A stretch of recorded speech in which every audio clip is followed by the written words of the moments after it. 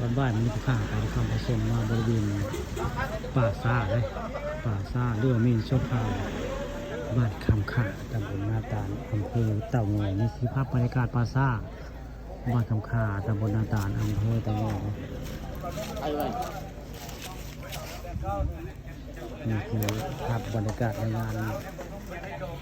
ขาวดำนายโนมงคลอายุ80 ปีได้80 ปี7 เดือนนะครับนี่คือภาพบรรยากาศในป่าซ่านะเจ้าเตรียมพร้อมได้มาก่อนนะเอาเครื่องดื่มมาเตรียมพร้อมให้เจ้ากำลังให้สังขารนายโนมาสนองกับ10 มหอดอะไรนี่ครับบรรยากาศในป่าซ่ามันนี่เพิ่นยังมาบ่ฮอดนะถ้าฟังคำประชมภาพบรรยากาศมาในงานมาเบิ่งในชมนะงานญาติปางคำเราคือนาคแพงคือมีซักเป็นน้องสาวนายเข้มบุญยืนบรรณอ่านนะนางที่เป็นแต่ทองข่านะเพราะว่าคนเป็นคือหน้าว่าไง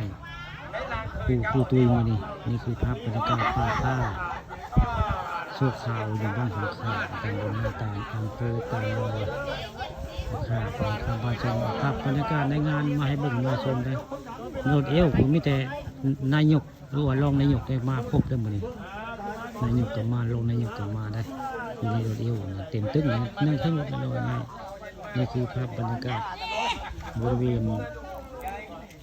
ป่าซ่าบ้านคำขาตำบลนาตาลภาพบรรยากาศในงานขาวดำนายโนหรือว่าลุงโนผู้ข้าชื่อโนคือได้เอาคือโนบ้านคำขาตำบลนาตาลเพิ่นมีลูกชายอยู่มีลูกอยู่4 คนนะลูกสาวเป็นลูกชาย3นะลูกโกคนชื่อนายเสมนายสนลูกนายปิ๊ก3 คนและผู้ชายนี่คือเป็นภาพบรรยากาศในงานขาวดำนายนูล่ะในภาษานะภาษาทะเลพวกนี้ก็จะเห็นนะเมนชั่วคราวพวกนี้กองนี่เขาเมนชั่วคราวเลยนี่คือเมนชั่วคราวของ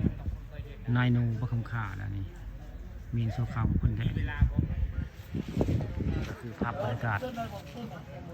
ในภาษาพระคำขาทางหน้าตาได้